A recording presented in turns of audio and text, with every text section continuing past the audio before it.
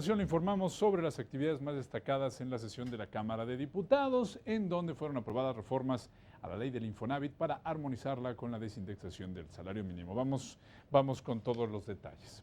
Bueno, al inicio, con una votación nominal de 373 sufragios en pro y 33 abstenciones, el Pleno de la Cámara de Diputados aprobó minuta dictaminada por la Comisión de Vivienda, que reforma diversas disposiciones de la ley del Instituto del Fondo Nacional de la Vivienda para los Trabajadores.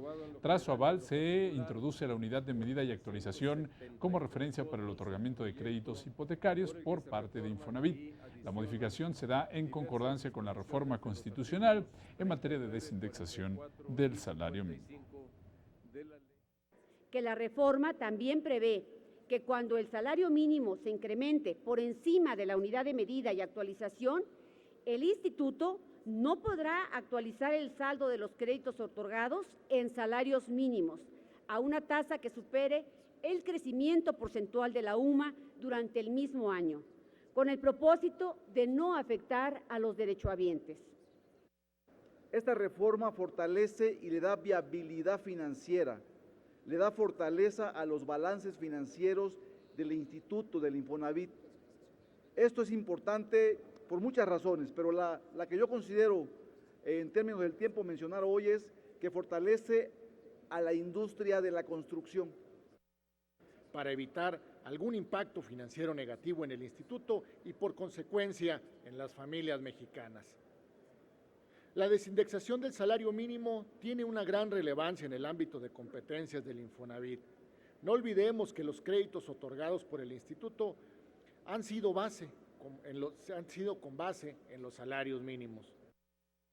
Pretende dar cumplimiento con el decreto antes mencionado, así como de fortalecer la estabilidad financiera del instituto y proteger al trabajador de convertir su crédito de vivienda otorgada, ya sea por Foviste, Infonavit o otras dependencias del Estado, en una deuda impagable. Con esta reforma, sus promotores evitan buscar una solución real. La finalidad de esta reforma reside en cambiar el factor de actualización de salarios mínimos.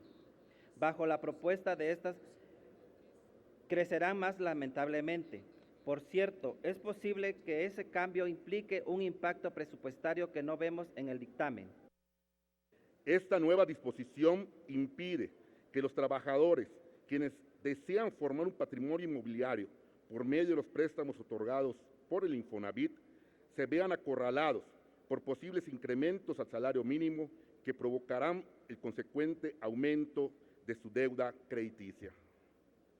Coincidimos en que se debe fortalecer el marco normativo del instituto, asegurando su permanencia y sanos niveles de rentabilidad para que pueda cumplir con su doble función.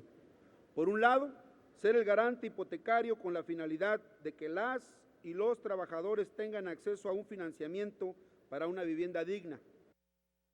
Que elaboramos en la Comisión de Vivienda es de evitar una afectación a los trabajadores que están pagando su crédito hipotecario, protegiendo la actualización del monto otorgado como la tasa de interés correspondiente con base en la unidad de medida y actualización, pesos o incluso aquellos que se otorgaron y otorguen con base en veces de salario mínimo. Con esto se garantiza que no habrá para ellos ni gastos adicionales ni mayores trámites, pues sus créditos continuarán actualizándose bajo los términos y condiciones que hayan sido estipulados, pero estableciendo una disposición de protección, pues siempre se actualizarán a la tasa menor entre unidad de medida y actualización y veces de salario mínimo, protegiendo así su ingreso familiar. Bueno, luego de estos posicionamientos, el documento fue aprobado y enviado al Ejecutivo para su publicación en el Diario Oficial de la Federación, ya que concluyó el proceso legislativo.